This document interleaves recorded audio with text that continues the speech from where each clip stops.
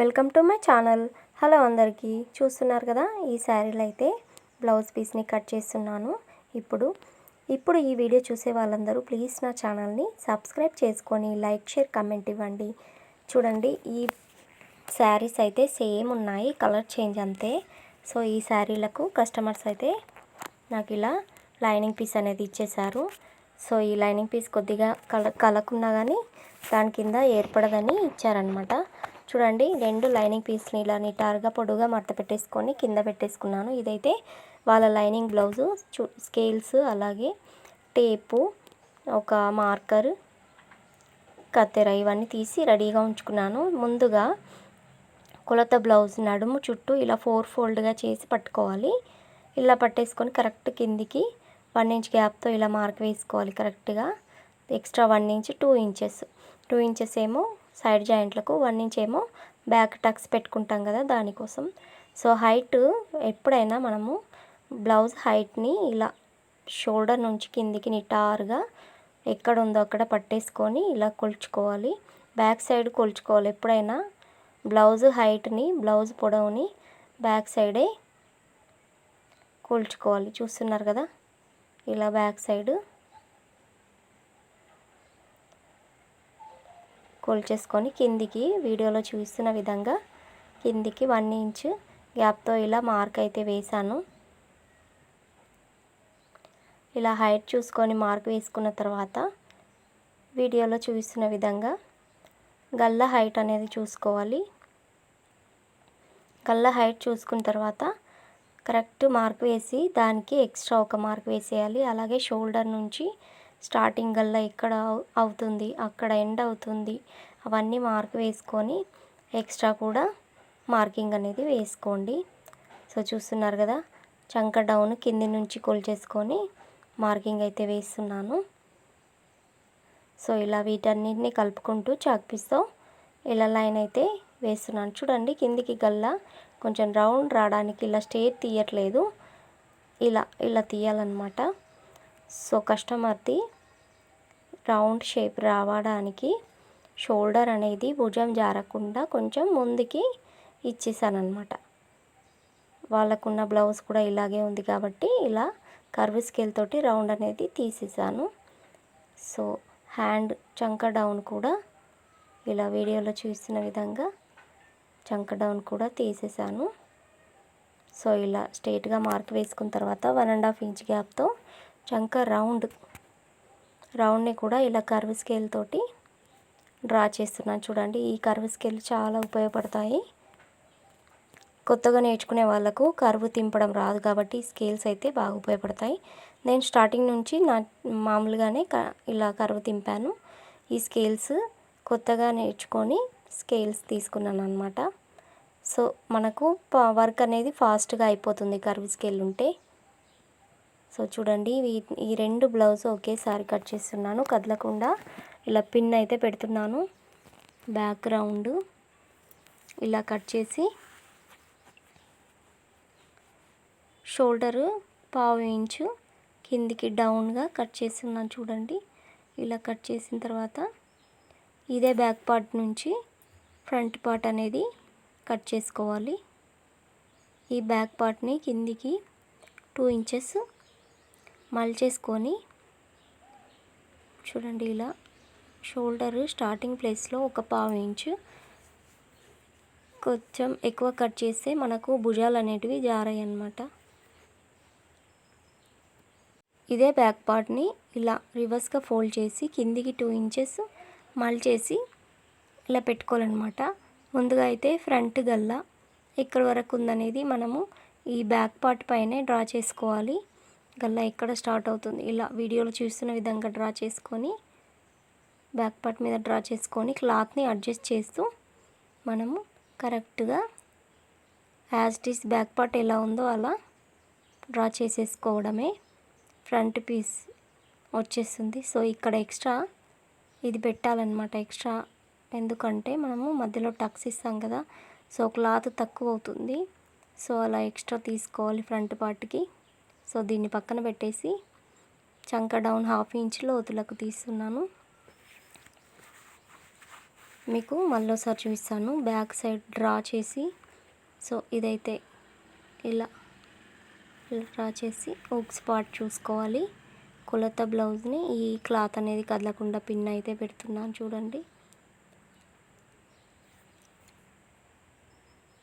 ఇలా పిన్ పెట్టేసి రెండు బ్లౌజులు కట్ చేస్తున్నాను కదా, సో ఎక్కువ తక్కువలా కాకుండా ఇలా సేఫ్టీ కోసం పిన్ అనేది పెట్టుకోవాలి.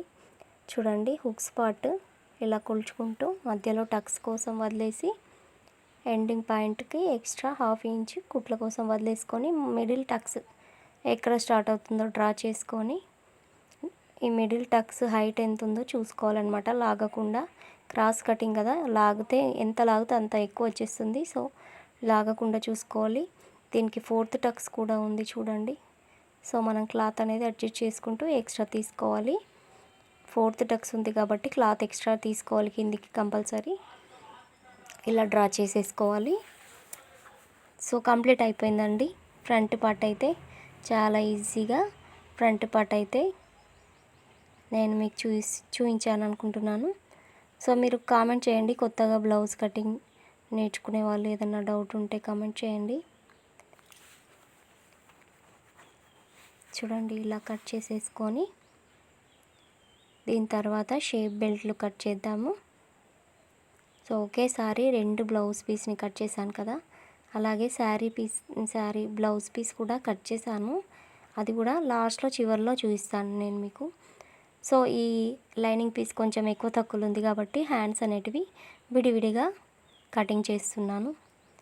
సో ఇప్పుడైతే ఈ కలర్ చూపిస్తాను. మిగతా కలర్ అయితే ఒక కలర్ చూపించిన తర్వాత 2 సార్లు చూపించడం అవుతుంది కాబట్టి ఈ కలర్ చూపిస్తే మీకు సరిపోతుంది. సో హ్యాండ్ హైట్ అలాగే హ్యాండ్ రౌండ్ మార్క్ వేసుకోవాలి, హైట్ మార్క్ వేసుకోవాలి. హైట్ తర్వాత కుట్ల కోసం 1/2 ఇంచ్ ఇలా ఏం లేదండి, కరెక్ట్గా ఇలా చంక రౌండ్ చూసుకొని డ్రా చేసుకొని ఇలా రౌండ్ తింపేసుకోవాలి. హ్యాండ్ చాలా ఈజీ కటింగ్. కరెక్ట్ 1 ఇంచ్ స్ట్రేట్గా తీసుకొని మిగతాది రౌండ్ తీసుకోవాలి. చూడండి దీనికి అతుకులు పడుతున్నాయి. సో హ్యాండ్ రౌండ్ నేను ఇక్కడ డ్రా చేశాను చూడండి, ప్లస్ సింబల్ ఆకారం అక్కడ ఎండ్ అవుతుంది. సో క్లాత్ అనేది సరిపోదు కాబట్టి నేను అతుకులు అనేటివి కట్ చేశాను. వీటిని లైనింగ్ పీస్లో అతుకులు వచ్చాయి కానీ బ్లౌజ్ పీస్లో అతుకులు రాకుండా కట్ చేశాను అన్నమాట. సో మనకు వర్క్ అనేది తగ్గిపోతుంది. అలాగే నేను వీటన్నిటిని గమ్ పెట్టి ఫ్రంట్ పీస్ బ్యాక్ పీస్ అతక పెట్టేస్తాను. సో మనకు తొందరగా బ్లౌజ్ స్టిచ్చింగ్ అనేది కంప్లీట్ అయిపోతుంది. 1 అవర్లో 2 బ్లౌజ్ పీసెస్లు, 1/2 అవర్కి ఒకటి కుట్టేయచ్చు అనమాట. సో షేప్ బెల్ట్లో ఒకటి ఎక్కువ తక్కువ ఉంటుంది కదా, ఎప్పుడైనా కాజాపాట్లో అది ఒకటి ముందుకు ఒకటి వెనుకకు ఉంటుంది కాబట్టి మనం గమనించుకోవాలి. ఇలా షేప్ బెల్ట్లు కరెక్ట్గా మార్క్ వేసుకొని ఎక్స్ట్రా కుట్ల కోసం 1/2 ఇంచ్ మార్క్ వేసుకొని వీడియోలో చూపిస్తున్న విధంగా షేప్ బెల్ట్ అయితే కట్ చేసుకోండి. సో కిందికి కూడా స్ట్రెయిట్గా కట్ చేస్తున్నాను. ఇలా అన్నమాట షేప్ బెల్ట్ కటింగ్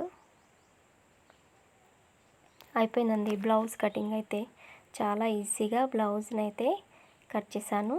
వేరే కలర్ బ్లౌజ్ పీస్ హ్యాండ్ కూడా కట్ చేశాను. లైక్ అయితే ఇవ్వండి ప్లీజ్. తర్వాత నేను చూడండి ఇలా బ్లౌజ్ పీస్ మీద ఇప్పుడు కట్ చేసిన బ్లౌజ్ ముక్కలను లైనింగ్ పీస్లను పెట్టేసి ఇలా పిన్ పెట్టేశాను అనమాట, కదలకుండా. ఈ సింథటిక్ క్లాత్ కదా, మనం కదిలితే కొంచెం ఎక్కువ తక్కువైనా మనకు కుట్టేటప్పుడు ఇబ్బందిగా ఉంటుందన్నమాట. సో చూడండి ఇలా కట్ చేశాను. చాలా ఈజీగా lining piece blouse piece cutting అయితే చూపించేశాను. కొత్తగా చూసే వాళ్ళైతే నా వీడియోని ప్లీజ్ నా ఛానల్ని అయితే సబ్స్క్రైబ్ చేసుకోండి ప్లీజ్. అలాగే ఒకసారి వీడియోస్ చూడండి, ఇంట్లోనే ఉండి బ్లౌజ్ కటింగ్ స్టిచ్చింగ్ నేర్చుకోవచ్చు.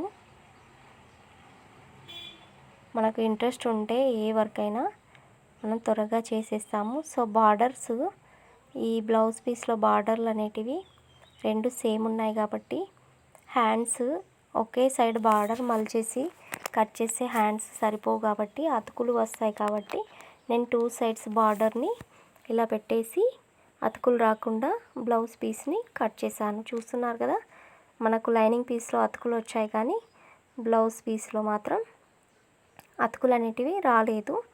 మన వర్క్ అనేది తొందరగా కంప్లీట్ అయిపోతుంది. సో మిగిలిన దాంట్లో షేప్ బెల్ట్లు అనేటివి తీసాను. చూస్తున్నారు కదా, ఇందులో ఒక షేప్ బెల్ట్, ఈ సైడ్ నుంచి ఇంకో షేప్ బెల్ట్ వస్తుంది. చాలా ఈజీగా క్లాత్ అయితే సరిపోయింది. ఇలా వీడియోలో చూస్తున్న విధంగా ఇలా కట్ చేసుకోండి. అలాగే ఈ బ్లౌజ్ స్టిచ్చింగ్ కూడా నెక్స్ట్ వీడియోలో వస్తుంది, వెళ్ళి చూడండి. చాలామందికి బ్లౌజ్ స్టిచ్చింగ్ కటింగ్ చాలా ఇబ్బందిగా ఉంటుంది. నా వీడియోలు చూస్తే అర్థమైపోతుంది. సో లైనింగ్ పీస్ కట్ చేశాక బ్లౌజ్ పీస్ పైన ఎలా అడ్జస్ట్ చేస్తూ కటింగ్ చేయాలనేది అర్థం కాదు. ఈ వీడియో చూస్తే మీకు అర్థమవుతుంది. So thank you for watching. Subscribe చేసుకోండి, లైక్ ఇవ్వండి.